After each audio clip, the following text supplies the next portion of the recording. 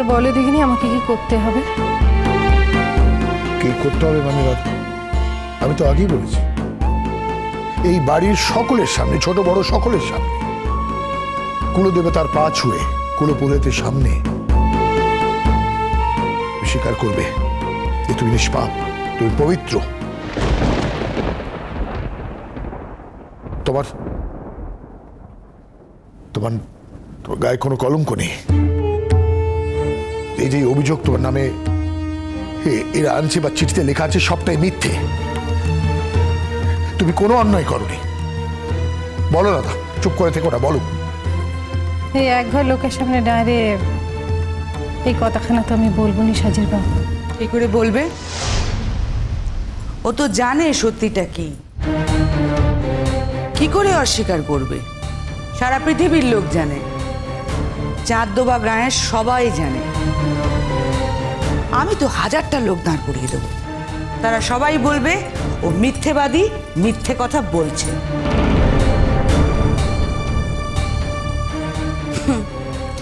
আরে বাবা, সৎসাহস থাকলে তবে তো বলবে, তাই না? এই যে কালকে বলার জন্য এত তরপাচ্ছিল, বলবো বলবো, আজকে কি হলো? কেন গুটিয়ে গেল? কি হলো? এই যে এত বড় বড় কথা তোমার কোথায় গেল গো সেগুলো? চরিত্রহীন মেয়ে মানুষ কোথাকার। বলে দাও না মামুনি, মামুনি বলে দাও। এ বাড়িতে সবাই যা বলতে বলছে বলে দাও, তাতে যদি ওদের বিশ্বাস হয় তাহলে কি বলে দাও মামুনি।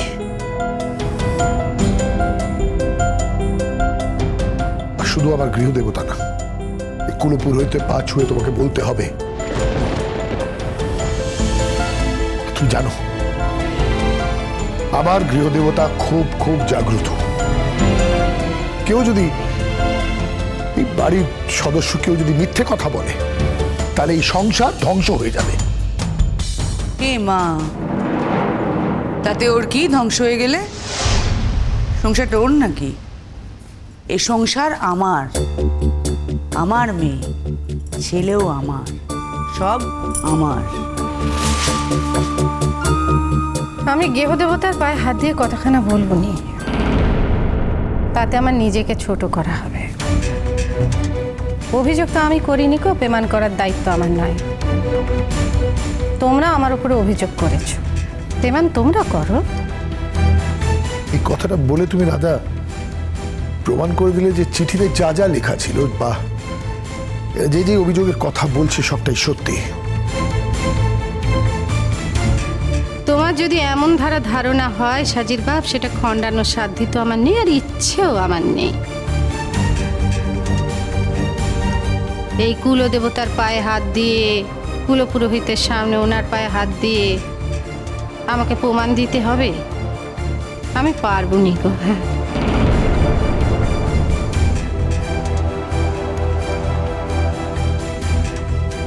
সূর্যিকে যেমন প্রমাণ দিতে হয় না তাতে আলো আছে কি আলো নেই, তেমনি আমাকেও গৃহদেবতার পায়ে হাত দিয়ে প্রমাণ করতে হবে নে আমি নষ্ট না খাঁটি।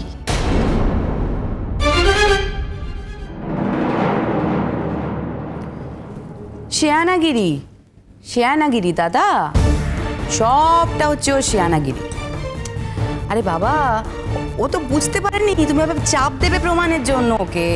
ভেবেছিল তোমাকে জাদু করে দিয়েছে, ব্যাস তো 7 খুন মাফ। তুমি যে চাপটা দেবে ও তো এক্সপেক্টই করতে পারেনি, তাই না? হ্যাঁ দাদা, এইটা কিন্তু আপনি একদম ঠিক কাজ করেছেন, একেবারে ঠিক ফাঁদে ফেলেছেন, বুঝেছেন? না মানে ও তো নিজেই প্রমাণ করে দিল, তাই না, যে ও কতটা অসতী।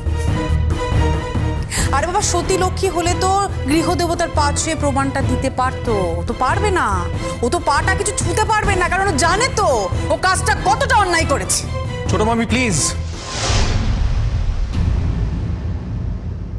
সকলের সামনে তোমরা আর এভাবে মামুনিকে অপমান করো না। দুর্বোকা ছেলে।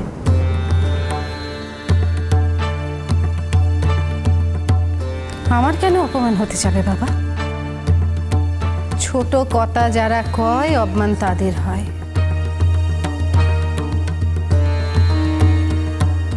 যাকে কওয়া হয় তার অপমান হয় নাকি? ও নতুন বউ, এমন করে কেঁদে মরতেছিস কেন মা? হ্যাঁ, স্বামী ছোট বড় কথা কয়েছে তাই না?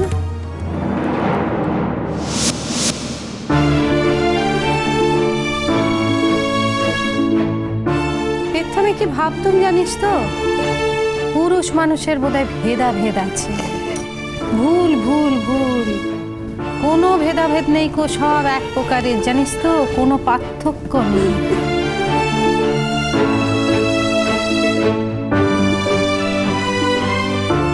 তোমাকে একটা কথা জানানোর ছিল রাধা। তোমার চারডোবা গ্রামের বিশু, ওকে কাল ডেকে পাঠিয়েছি এখানে। ভেবেছিলাম বুড়ো বিশুকে কষ্ট দেব কেন, আটকে দিই। তবে তুমি যদি ঠাকুরের পায়ে হাত দিয়ে সত্যি কথাটা বলতে, সেটা যখন তুমি করলে না, তখন তোমার এই বুড়ো বিশুর কপালে না দুঃখ আছে। বাবা, বাস!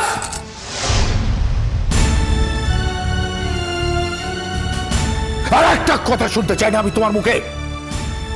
বিশ্বাস করেছিলাম তোমাকে, আমি বিশ্বাস করেছিলাম। ঠকিয়েছ তুমি আমাকে, ঠকিয়েছ। আর প্রতারণা করতে হবে না, এই ডাক আমি তোমার মুখে শুনতে চাই না। আপনি শুধু আবার একটা কথা শুনুন। তোমাকে তো বলা হলো আর কোনো কথা শোনা হবে না। চুপ, একদম চুপ। তুমি কি মনে করেছো তুমি পার পেয়ে যাবে? যে অন্যায় করে আর যে অন্যায়কে প্রশ্রয় দেয়, দুজনেই সমান অপরাধী। কিন্তু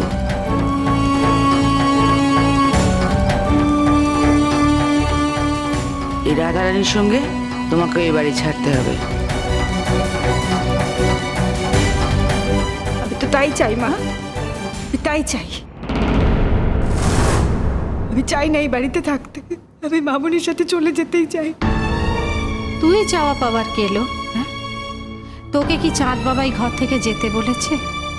সে যতক্ষণ না তোকে তাড়াচ্ছে তুই কেন যাবি বল দেখিনি? আজকে আমাকে যদি অন্য কেউ চলে যেতে বলতো, আমি কি চলে যেত? যে মানুষটা আমাকে ছোটবেলায় হাত ধরে এই ঘরে এনেছে, সে যখন তাইরে দিচ্ছে তখন আমি চলে যাচ্ছি। আর আমি তো চলে গিয়েছিল, তখন যদি আমাকে ধেয়ে পড়ে ডেকে না আনতে, তাহলে তো আসতুম নিকো।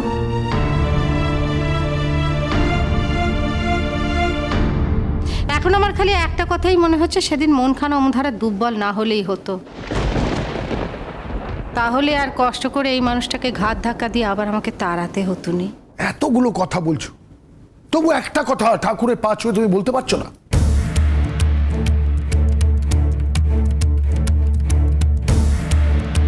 আমার মুখের কথাখানেই হলো গিয়ে সত্যি সাজির বাপ। এককাল পরে যখন আমার জীবন চলে গেছে, যৌবন চলে গেছে, আমি ঘাটের দিকে পা বাইরেছি, তখন আমাকে পরীক্ষা দেওয়ার জন্য আমাকে দেবতার পা ছুতে হবে না। আমার মুখের কথাখানাই সত্যি, আর তাই যদি আমাকে করতে হয় তাহলে এমন ঘরের আমার দরকার নাই কো।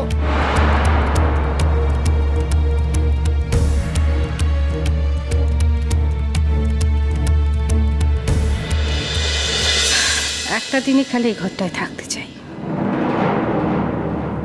কালকে বিশু দাদা আসবেন। উনি হলেন গে দেবতুল্য মানুষ, ভগবান। ওনাকে তোমরা হেনস্থা করবে বলে ভেবেছো তো? আমি তো তার হেনস্থা হতে দিতে পারবো না। সেই হেনস্থাখানাকে আমাকে আটকাতে হবে। তার হেনস্থাখানা আটকানোর জন্য আমি কালকের দিনটাই ঘরে থাকবো। তোর তো একেবারে উঠলে উঠছে। ও মা, তা হবে না। নিচে কি লেখা ছিল মনে আছে? স্বামী, তোমার স্বামী বিশ্বনাথ।